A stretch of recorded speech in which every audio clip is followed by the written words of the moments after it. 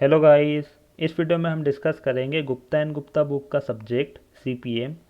इस पार्ट में हम कवर करेंगे question number 51 to question number 60। Question number 51, select time in PERT analysis.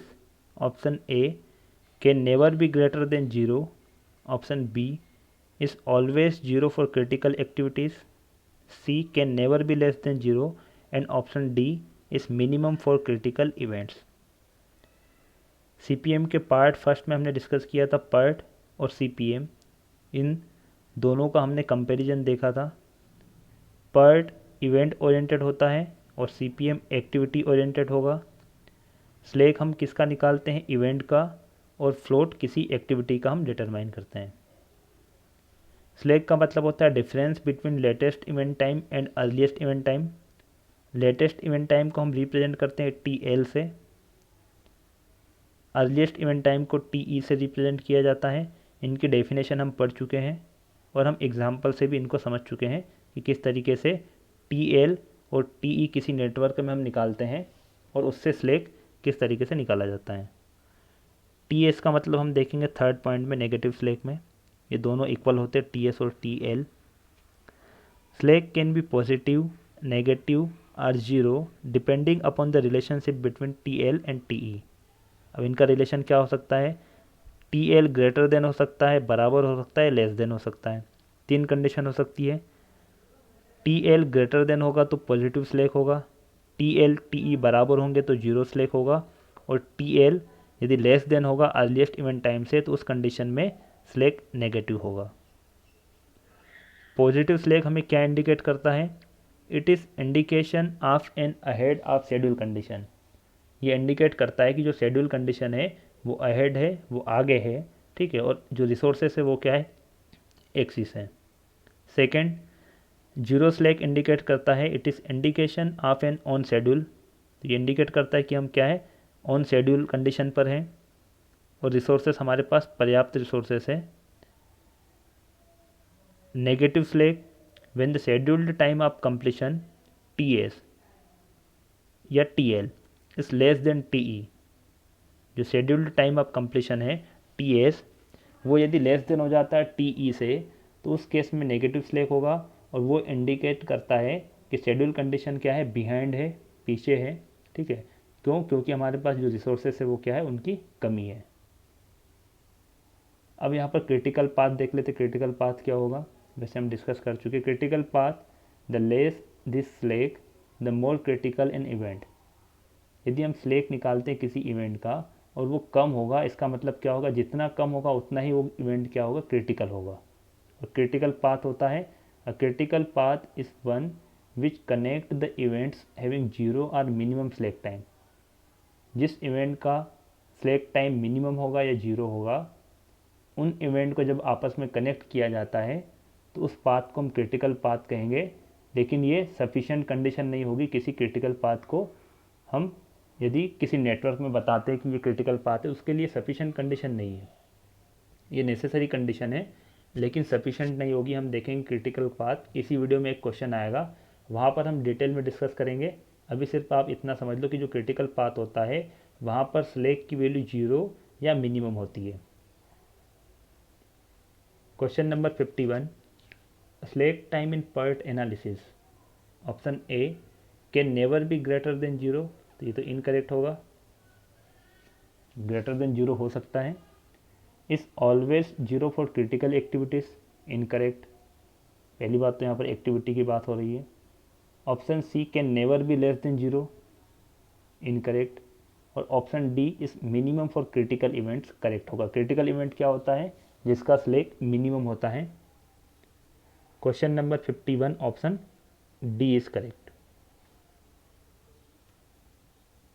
Question number 52, if the completion time for a particular project is 20 weeks and its earliest expected time is 22 weeks, then the slack time for project is।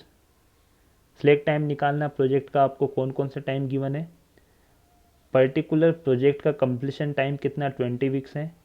Earliest expected time 22 weeks है, तो formula हमें पता ही है। Latest event time, इसी को हम क्या कहेंगे, शेड्यूल जो प्रोजेक्ट है उसका क्या होगा, completion time minus earliest event time, 20 minus 22 minus 2 weeks. Option C is correct, simple question है। Question number 53, study the network given in figure 7.10 and the following statements. एक फिगर आपको गिवन है, statement, पहला statement है activity A must precede B and C, activity B must precede D and F, third activity C must precede D and E. तो हम देखते हैं क्या मतलब होता है, प्रेसिड का मतलब क्या होता है, और मस्ट प्रेसिड या उसको इंटरमीडिएट प्रेसिड भी कहा जाता है। तो इनकी मीनिंग्स हम देख लेते हैं। Activity P is known as preceding activity while activity Q is known as succeeding activity in relation to each other. दो एक्टिविटी गिवन है पी एंड क्यू, यदि इन दोनों को हम कंपेयर करते हैं तो एक्टिविटी पी क्यू से पहले है, जो पहले एक्टिविटी होती है उसको प्रिसीडिंग कहा जाता है और बाद वाली एक्टिविटी को सक्सीडिंग एक्टिविटी कहा जाता है। ठीक है, यहाँ पर नोट होगा। नेक्स्ट हम देखते हैं सक्सीडिंग और प्रिसीडिंग के अलावा इमीडिएट प्रेडिसेसर एक्टिविटी का मतलब क्या होता है और इमीडिएट सक्सेसर एक्टिविटी का मतलब क्या होगा। The activity that are required to perform immediately before another activity without any intervening activity are known as immediate predecessor activity to that activity. तो हम समझते हैं यहाँ पर नेटवर्क में, ये नेटवर्क है, इसको यदि हम कंपेयर करते हैं ए और डी एक्टिविटी को यदि हम कंपेयर करेंगे तो क्या होगा, ए एक्टिविटी डी के पहले हैं तो हम क्या कहेंगे, एक्टिविटी ए इस प्रिसीडिंग एक्टिविटी और डी क्या होगी, सक्सीडिंग एक्टिविटी। लेकिन यदि हम यहाँ पर इमीडिएट की बात करते हैं तो ये इमीडिएट सक्सेसर नहीं होगा और ना ही इमीडिएट प्रेडिसेसर होगा। क्यों, क्योंकि यहाँ पर एक एक्टिविटी बी इनके बीच में है। तो ये यहाँ पर कहा गया है आपको डेफिनेशन, और सेम डेफिनेशन होगी इमीडिएट सक्सेसर एक्टिविटी की। इमीडिएट या मस्ट सेम होगा, यहाँ पर आपको क्या दिया हुआ, मस्ट प्रेसिड, या यहाँ पर यदि इमीडिएट प्रेसिड होता तब भी हम वही यहाँ पर यूज़ करते हैं कॉन्सेप्ट। पहला स्टेटमेंट है activity A must precede B and C, मतलब इमीडिएट पहले है बी और सी के। तो देख लेते हैं यहाँ पर एक्टिविटी ए बी और सी के इमीडिएट पहले हैं, मतलब इनके बीच में कोई दूसरी एक्टिविटी नहीं है, तो करेक्ट स्टेटमेंट पहला। Second, activity B must precede D and F, activity B must precede D and F, तो ये इनकरेक्ट स्टेटमेंट होगा। क्यों होगा इनकरेक्ट, एक्टिविटी बी डी के तो पहले है, तुरंत पहले है। यदि हम एफ की बात करते हैं तो एफ के भी पहले है लेकिन एक एक्टिविटी उनके बीच में है, तो इसका मतलब हम बी को मस्ट प्रेसिडिंग नहीं कह सकते हैं, तो ये स्टेटमेंट इनकरेक्ट होगा। Third, activity C must precede D and E, D और ई हम देखते हैं कहाँ पर है, डी और ई, और ये सी एक्टिविटी है, तो ये भी इनकरेक्ट हो जाएगा क्योंकि जो डी एक्टिविटी है और सी एक्टिविटी है, यदि हम इनको कंपेयर करते हैं तो activity C must precede activity D, ये स्टेटमेंट इनकरेक्ट होगा। सेकेंड थर्ड स्टेटमेंट इनकरेक्ट हैं, करेक्ट क्या होगा, only one statement, option A is correct.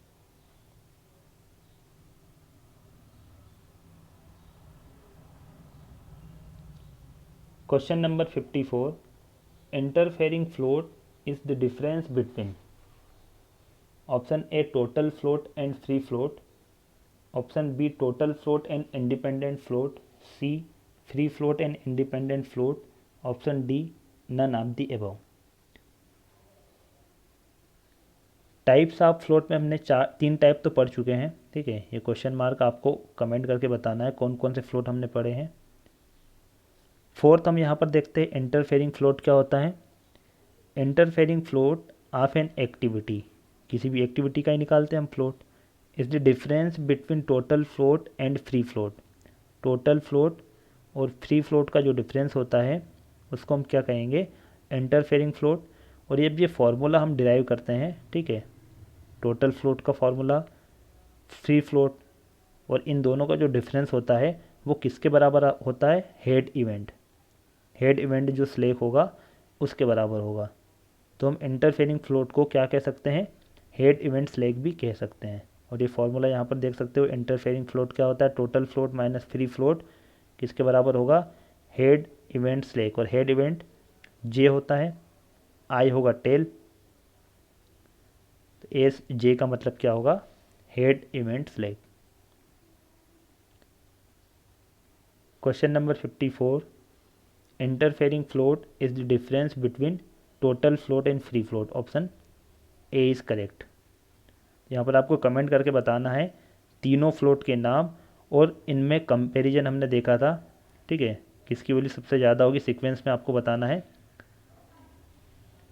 चारों फ्लोट में सबसे ज़्यादा किसकी वैल्यू होगी, उसके बाद सेकंड नंबर पे कौन होगा, थर्ड पे fourth. Question number 55, any delay in starting that involves consumption of any of the interfering floats of an activity will result in।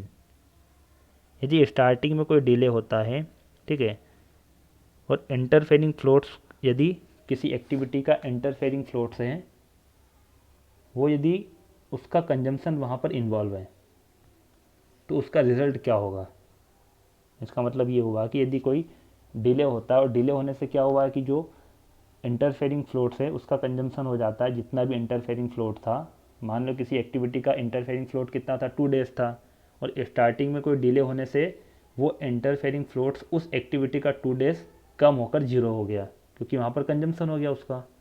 तो उस केस में क्या होगा, option A retarding of some following activities, option B delaying the overall project time, C both A and B, and option D none of the above. तो ये हम पढ़ चुके हैं, टोटल फ्लोट जो होता है, टोटल फ्लोट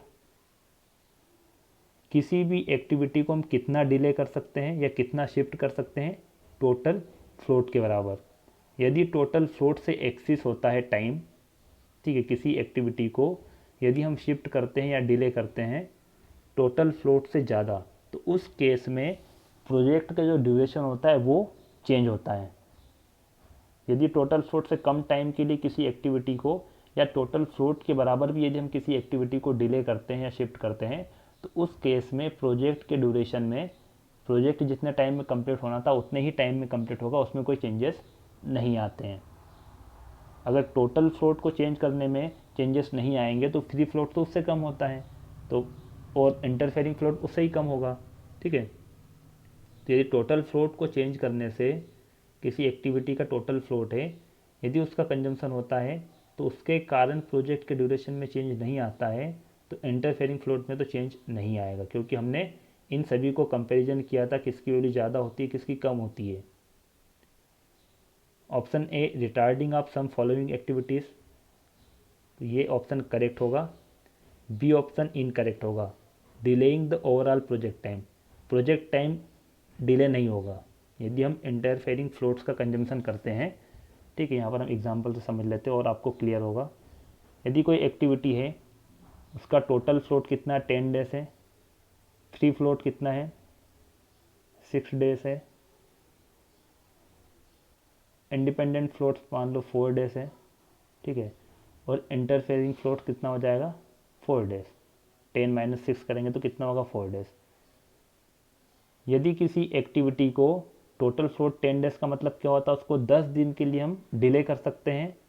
यदि हम उस एक्टिविटी को 10 दिन तक डिले भी करेंगे तब भी जो प्रोजेक्ट का ड्यूरेशन होगा वो चेंज नहीं होगा, प्रोजेक्ट उसी टाइम पर कंप्लीट होगा। तो इंटरफेरिंग फ्लोट तो उससे कम होता है, ठीक है। तो यदि 4 दिन हम डिले करेंगे तो प्रोजेक्ट ड्यूरेशन चेंज होगा, नहीं होगा।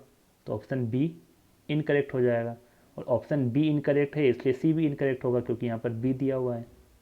अब ए और डी में से आपको बताना, तो कंजम्पशन यदि इंटरफेरिंग फ्लोट्स का होता है किसी भी फ्लोट का होगा, ठीक है, तो वहाँ पर क्या हो जाता, जो एक्टिविटीज़, कुछ एक्टिविटीज़ जो होगी वो रिटार्डिंग हो जाएगी। Question number 55 option A is correct. The project duration can not be prolonged unless delay in axis of the total float occurs. यदि हम डिले करते हैं टोटल फ्लोट से भी ज़्यादा टाइम के लिए किसी एक्टिविटी को, तभी प्रोजेक्ट ड्यूरेशन चेंज होता है। Study network shown in figure 7.11 and answer questions 56 to 59 based on this network. ये नेटवर्क आपको ध्यान से देखना है, इसमें क्वेश्चन नंबर 56 से 59, ठीक है, 4 क्वेश्चन हम डिस्कस करेंगे, 56, 7, 8 और 9। In this network box show earliest finish time in left side, यहाँ पर अर्लीस्ट फिनिश टाइम है, and latest finish time in right side for the event. Event का आपको गिवन है अर्लीस्ट इवेंट टाइम और लेटेस्ट इवेंट टाइम। ध्यान रखना किसका दिया हुआ आपको, इवेंट का दिया है। Question number 56, in the network shown in figure the correct critical path is. Critical path, तो यहाँ पर हम डेफिनेशन देखेंगे क्रिटिकल पाथ की। क्रिटिकल पाथ इनिशियल इवेंट से एंड इवेंट तक होगा।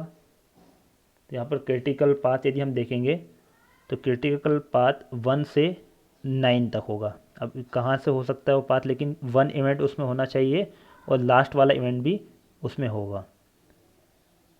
Second, critical path passes through those event where slack is 0 और मिनिमम, ये पढ़ चुके हम। although this is necessary condition but is not sufficient, तो इतना तो हम पॉइंट फर्स्ट और सेकंड पढ़ चुके हैं इसी वीडियो में।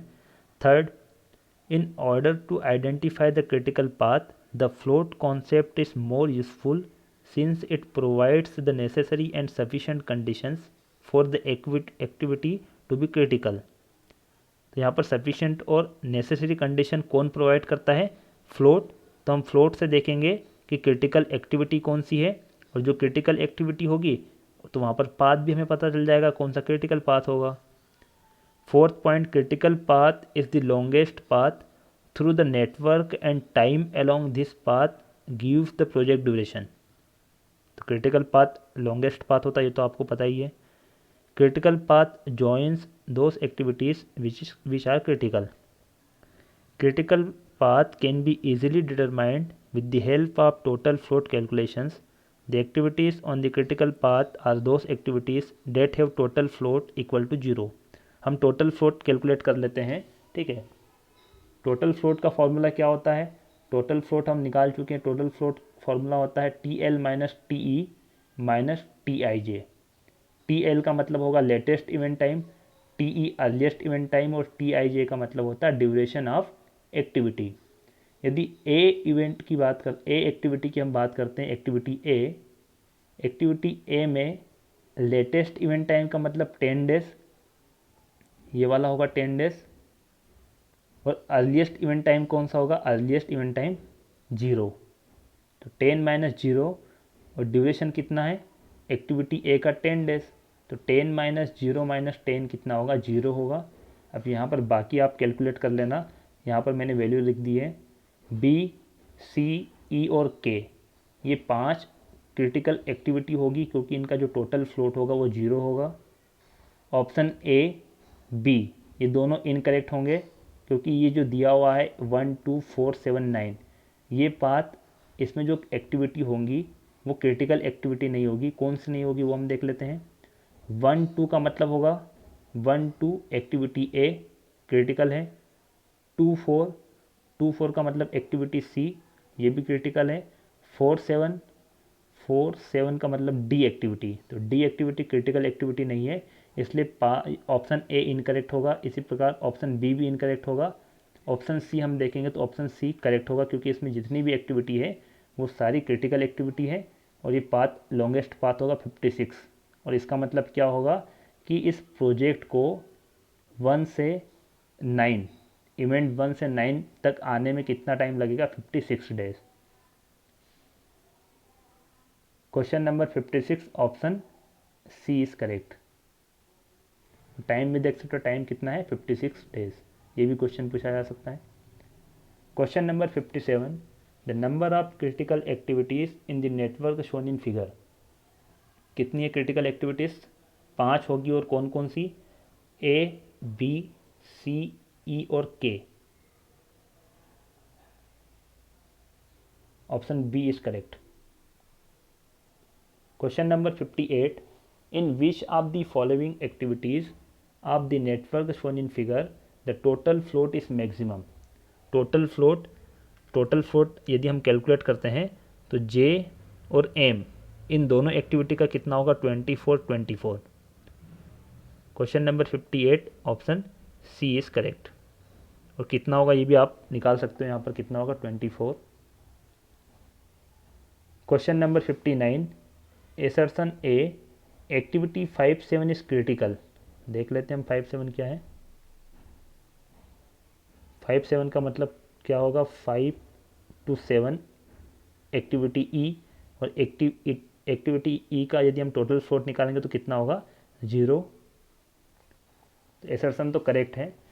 रीजन इसका जो दिया गया वो इनकरेक्ट होगा। रीजन क्या है, earliest finish time and latest finish time of events are same, ये इनकरेक्ट है।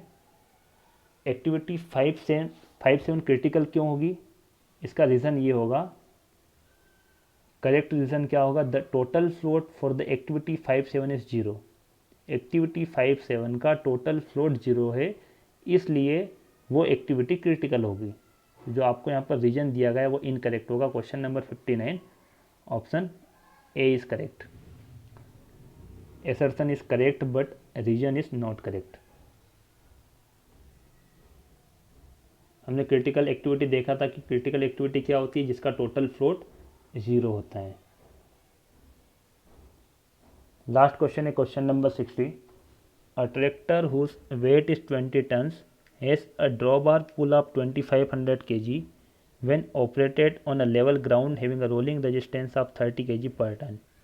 If this tractor is operated on a level road having a rolling resistance of 40 kg per ton, then the drawbar pull of the tractor will be।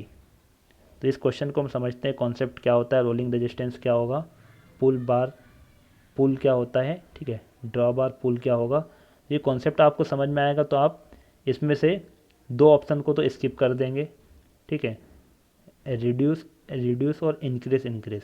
तो ये question हम समझेंगे तो आपको समझ में आ जाएगा कि जो रोलिंग रेजिस्टेंस दिया गया है उसके अकॉर्डिंग ड्रॉ बार पुल रिड्यूस होगा या इंक्रीज होगा, ये आपको पता चल जाएगा इनकी वैल्यू देख के। तो 2 ऑप्शन तो आप यहाँ पर स्किप कर सकते हो। ड्रॉ बार पुल का मतलब होता है is the amount of horizontal force available to a vehicle at the drawbar for accelerating or pulling a load. किसी लोड को पुल करने के लिए व्हीकल में कितना हॉरिजॉन्टल फोर्स अवेलेबल होगा, उस अमाउंट को हम कहेंगे ड्रॉबार पुल। और रोलिंग रेजिस्टेंस होता है कि जब कोई ट्रैक्टर या मशीन है किसी लोड को पुल करती है तो अर्थ सरफेस या जो व्हीकल है वो जिस भी सरफेस पे मूव करेगा तो उस सरफेस के द्वारा क्या किया जाता है, रेजिस्टेंस लगाया जाएगा, ठीक है। तो उस रेजिस्टेंस को हम कहेंगे rolling resistance. Rolling resistance is a resistance which is encountered by vehicle in moving over a road or surface. तो आप यहाँ पर देख सकते हो कि सॉफ्ट और हार्ड सरफेस है, तो किस सरफेस में रेजिस्टेंस ज़्यादा होगा। हार्ड का मतलब हम एग्जांपल ले लेते हैं कॉन्क्रीट पेवमेंट। कॉन्क्रीट पेवमेंट में रेजिस्टेंस कम होता है क्योंकि वो हार्ड सरफेस होती है, और सॉफ्ट सरफेस होगी तो उसके लिए रेजिस्टेंस क्या होता है, ज़्यादा होता है। रोलिंग रेजिस्टेंस किसका ज़्यादा होता है, सॉफ्ट सरफेस का। तो हम देख लेते हैं, क्वेश्चन में आपको गिवन है 30 kg पर टन पहले रोलिंग रेजिस्टेंस था, तो ड्रॉ बार पुल कितना था 2500 kg। यदि रोलिंग रेजिस्टेंस इंक्रीज करते हैं इसका मतलब क्या होगा कि पहले सरफेस हार्ड सरफेस थी अब सॉफ्ट हो गई है। दोनों को यदि हम कंपेयर करते हैं तो सॉफ्ट सरफेस में ड्रॉ बार पुल क्या होगा, कम होगा। मतलब जो ट्रैक्टर है वो कम वेट को पुल कर सकता है क्योंकि सरफेस सॉफ्ट है। यदि हार्ड सरफेस होती, कॉन्क्रीट पेवमेंट होता, तो वहाँ पर ट्रैक्टर 2500 kg, ठीक है, हम एग्जांपल समझ रहे हैं कि हार्ड सरफेस हम मान लेते हैं कि कॉन्क्रीट है, कॉन्क्रीट पे कोई ट्रैक्टर 2500 kg को पुल कर सकता है, तो यदि उसी ट्रैक्टर को हम सॉफ्ट सरफेस पे ले जाएंगे तो कम लोड को पुल करेगा। इसका मतलब क्या होगा, ट्रैक्टर का ड्रॉ बार पुल क्या हो जाएगा, रिड्यूस होगा। तो ऑप्शन बी और सी तो आप स्किप कर सकते हो, ऑप्शन ए करेक्ट होगा या डी करेक्ट होगा। अब इसको निकालते कैसे हैं, इसका फॉर्मूला होता है difference in draw bar pull is equal to weight of vehicle into difference between rolling resistance. The drawbar pull will be reduced because the rolling resistance is higher. Rolling resistance जो है second वाले case में वो ज़्यादा है, इसलिए क्या होगा, ड्रॉबार पुल रिड्यूस हो जाएगा। फॉर्मूले में हम वैल्यू रख देते हैं, वेट कितना रखेंगे 20 टन्स, व्हीकल का गिवन है। Difference between rolling resistance 40 minus 30, unit आपको गिवन है टन पर केजी, टन से, ठीक है, टन पर केजी दिया हुआ, केजी पर टन दिया हुआ, यहाँ पर मिस्टेक हो गया, ये करेक्ट कर लेना आप, केजी पर टन है, टन से टन कैंसिल होगा तो आंसर किस में आएगा, केजी में आएगा, और 200 केजी रिड्यूस होगा। Question number 60 option A is correct.